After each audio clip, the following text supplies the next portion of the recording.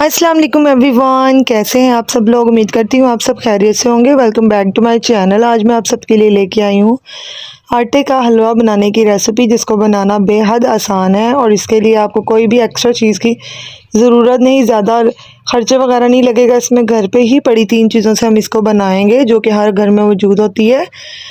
तो इसके लिए आपने क्या करना है, रेसिपी को फुल वॉच करना है। अगर आपको रेसिपी अच्छी लगी तो वीडियो को लाइक करना है और चैनल को सब्सक्राइब भी करना है।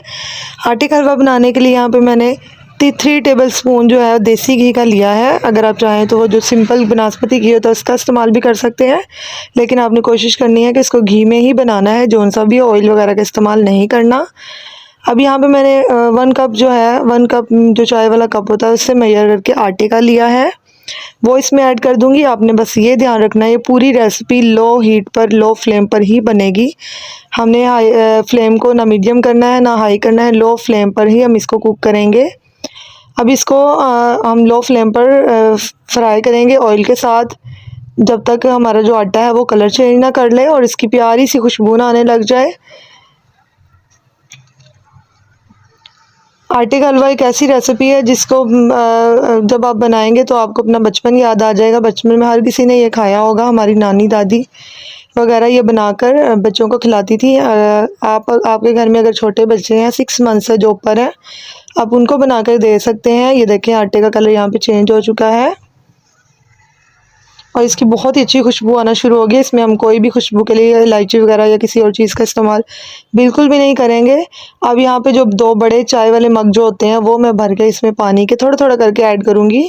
आपने बस ये करना है कि जब आप पानी डालने लगे तो आपने फ्लेम को बंद कर लेना है, फिर पानी को मिक्स करना है। आपने अगर आप फ्लेम चल रहा होगा और आप पानी डालेंगे तो लम्स बन जाएंगे।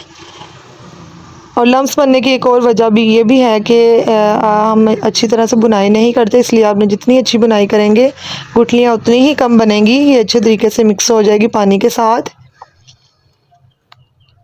तकरीबन 10 मिनट के लिए मैंने इसकी बुनाई की थी। आपने भी 10 से 12 मिनट लाजमी बुनाई करनी है।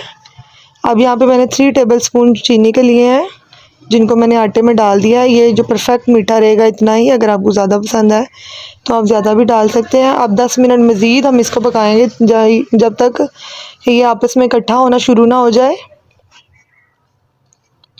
ये देखें कितना सिल्की स्मूथ सा बनकर तैयार हुआ है। अब मज़ीद हम तब तक पकाएंगे जब तक इसमें मज़ीद शाइन ना आ जाए और ये इकट्ठा होना शुरू ना हो जाए।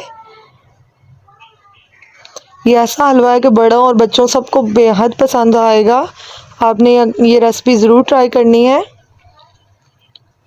और इसमें कोई भी ज़्यादा हमें बाहर से चीज़ें लेके आने की ज़रूरत नहीं है। चीनी, आटा और घी की ही बस ज़रूरत है इसमें, जो हर घर में मौजूद होता है। ये देखिए, हमारा हलवा जो है वो इकट्ठा होना शुरू हो चुका है। इस तरह की कंसिस्टेंसी जब आ जाएगी तब तक हमने पकाना है। अब मैं फ्लेम को ऑफ़ कर दूंगी। अब इसे एक प्लेट में सर्व करेंगे।